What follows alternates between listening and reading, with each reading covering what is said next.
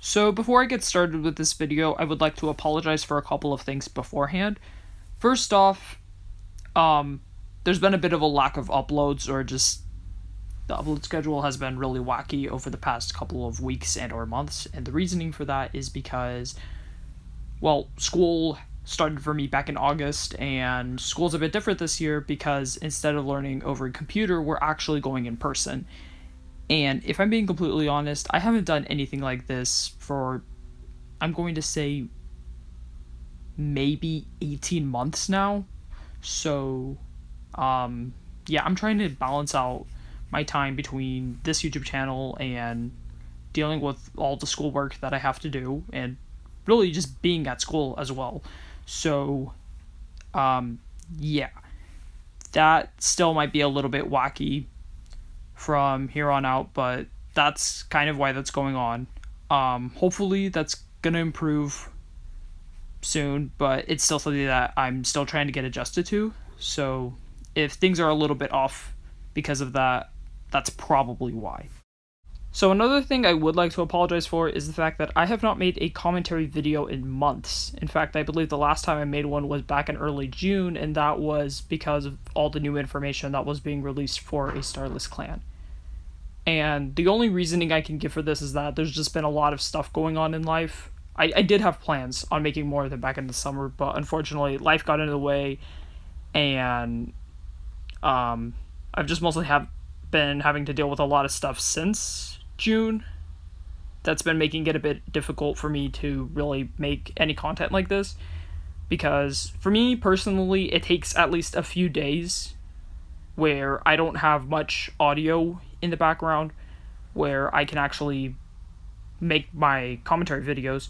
I usually need at least a few days of that in order to record something, and because I haven't really had that kind of time, it's been really difficult for me to record anything that actually involves my voice. So again, I highly apologize about that, but the good news is, with school and life and just stuff like that, things seem to have been calming down a bit. And the good thing is I should probably be getting a vacation in about a month from now. I think I'm going to be getting a few weeks off of school. So hopefully by then I'm going to be making a bit more commentary videos. And I have a couple of AUs, but I'm going to be mentioning those at the end of the video so that you guys can maybe give me some suggestions down below on what you guys would like to see. So yeah, let's get on with the video. So ever since I've been a part of this fandom, which I'm going to go out on a limb and say that it's probably been 5 years now. Ever since I've been a part of this, I've seen people bring up this relationship when it comes to toxic relationships within the series, which honestly, I don't blame anyone who ever has. I mean, we can clearly tell that things are not going well between Crowfeather and Nightcloud, and it's lasted for over 2 series. So unless you aren't aware of anything that's gone on in Power of 3 or Omen of the Stars, then I would think that would be the only way how you've never heard of these guys before.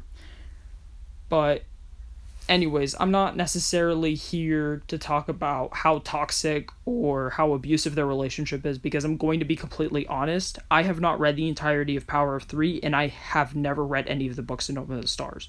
I'm well aware of what happens to them, but because of the fact that I've never read them, I don't know each and every single one of the details, and because of that, I'm not going to say how toxic or how abusive exactly this relationship is. Instead, what I do want to focus on is a slightly different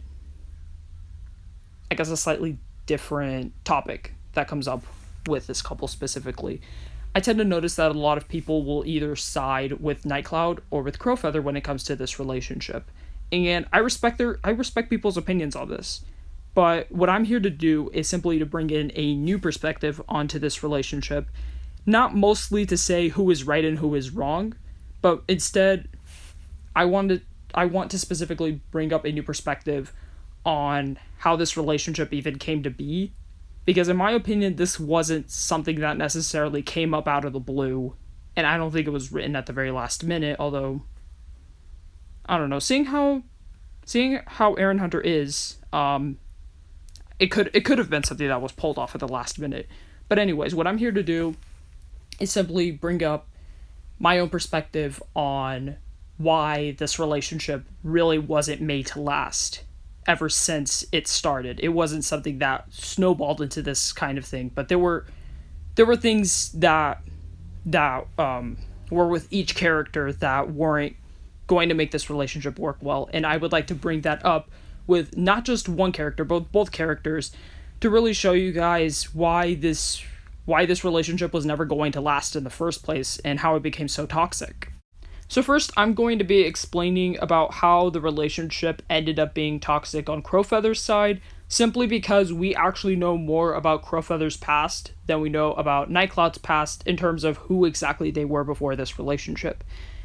Now, in order to explain about Crowfeather, I'm going to give you guys a bit of a perspective on how exactly things were going for him right after Twilight, which, for those who do not know, it was right after he broke up with Leafpool and he ended up going back to WindClan. So I'm not doing, and I would like to clarify that I'm not doing this to side with Crowfeather or anything like that, but I want to use this specifically as a bit of a reason to explain why he was motivated to suddenly enter a relationship again. So, Crowfeather here, he's a young warrior. He just got into a relationship and ended it with someone who was not only from another clan, but was also a medicine cat.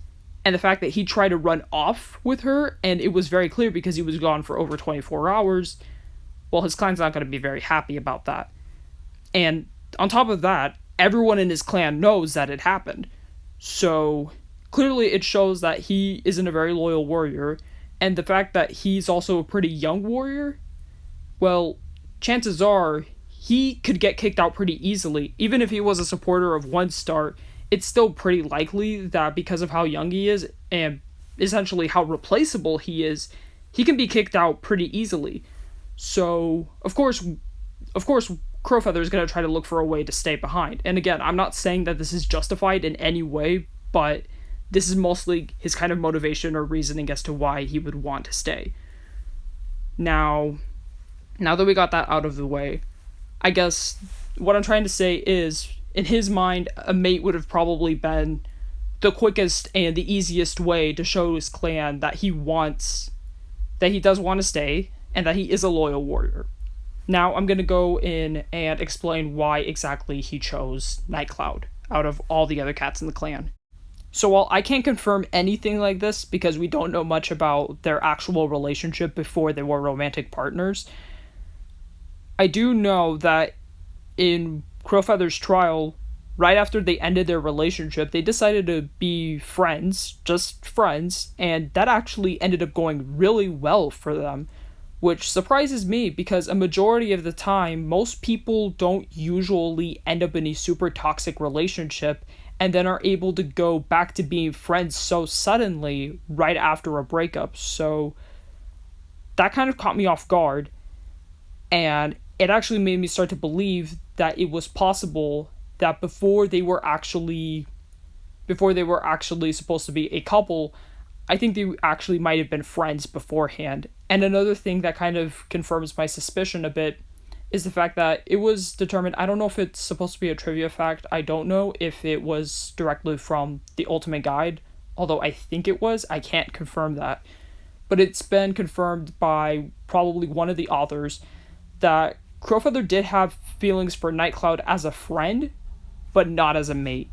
And I feel that was probably why he chose Nightcloud specifically as a mate, because they were probably already friends beforehand, and in his mind, it would have made the most sense if he ended up in a relationship with her, and it would have been the most believable to WindClan. Now, I want to make it very clear that what Crowfeather did in this case, I don't think it was justifiable or even okay, because he was essentially going into a relationship, convincing Nightcloud that he wanted something, when in reality he wanted something entirely different, and the fact that he wasn't clear with her from the beginning was essentially him just trying to deceive her about what he wanted in the relationship, and I personally don't think that's okay. Now, I wouldn't have this kind of complaint if Crowfeather had actually gone to Nightcloud in the beginning and said, hey, I'm not trying to get into the relationship because I genuinely have feelings for you and I want a romantic partner. It's because I need a way to stay in WindClan and not get kicked out. If he had told Nightcloud that in the beginning, and she said that she was okay with it, and she genuinely was, then I would not have this complaint at all. But because of the fact that she was not told about this in the beginning, and that Crowfeather wasn't and that Crowfeather probably wasn't planning on telling her about this. I think it was basically trying to deceive her about this kind of stuff, which he shouldn't have done. And in the end, that basically made it so that that's where his part of the relationship started falling apart. But at the same time, he's not the only one who was deceiving in the relationship. I think that Nightcloud was also trying to deceive him in some ways as well. And I'm going to start going into that right now. Now, when it comes to Nightcloud, it is a bit more difficult to determine what exactly made her want to go into this relationship in the first place, because we don't really know much about her before she and Crowfeather were mates. But it was determined through the Ultimate Guide that even before they were mates, Nightcloud didn't really have any feelings for Crowfeather like that. And on top of that, it was made very clear that the only reason why she entered in the relationship in the first place was because she wanted kids. Keep in mind, chances are neither of them were forced to be in a relationship with each other. Both of them consented into being in the relationship. But the only reason why Nightcloud accepted was because she wanted kids, which chances are she wasn't planning on telling Crowfeather about. So, again, there's a bit of deception on both sides. And what I'm trying to say is that while neither of them went on to be abusive in the first place, we were able to tell that from the very beginning, both of them were entering into a relationship not because they genuinely wanted to be with each other, but because they both found benefits within each other. And again, that wouldn't have been an issue if they were both clear about it from the beginning. But the problem is they weren't. They both went in with their own plans, and they never told them about them to each other. And because of that, they basically failed on becoming actual mates with each other and treating themselves well, and in the end, it ruined the relationship on both ends. Not just Crowfeather and not just Nightcloud, but with both cats. And unfortunately, Breezepelt had to suffer with that. I mean, I genuinely believe that a majority of why Breezepelt is the way that he is because of the parental relationship that's going on. And unfortunately, it's most likely because they both ended up going to the relationship with certain wants and certain needs, and because they never made it clear, that's what made their relationship fall apart. So in conclusion, I personally believe that both of them were somewhat toxic with each other because they weren't clear on what their intentions were from the beginning, and I feel like it could have gone a lot better even if they simply said that from the beginning. So yeah, take that as you will. So yeah, that's all I really have to say about this specific topic. In terms of future videos, I'm completely open to suggestions, but I also have 2 AU ideas that I've been keeping in my head for quite some time now. One of them is a AU about Cherry Paw, and if none of you guys know who she is, I don't blame you. She technically was never mentioned in the series, so the best thing I could suggest is just look her up on the Warriors Wiki. But I have an AU about her if she had actually survived, so there's that. And then there's also a second AU about Hollyleaf, Jayfeather, and Lionblaze. Instead of them being raised in ThunderClan, they were raised in WindClan. So you guys can take a look at those ideas, see which one you like better, and whichever gets the most votes, I will probably be doing that next. But if you guys have any other suggestions, please leave them down below. I'm taking in just about anything right now. Only thing is, I just have to figure out how exactly I'm going to word those kinds of opinions, so if it takes a little bit longer, my apologies. But besides that, yeah, I think that's just about everything. Yeah, I'll see you guys in the next video.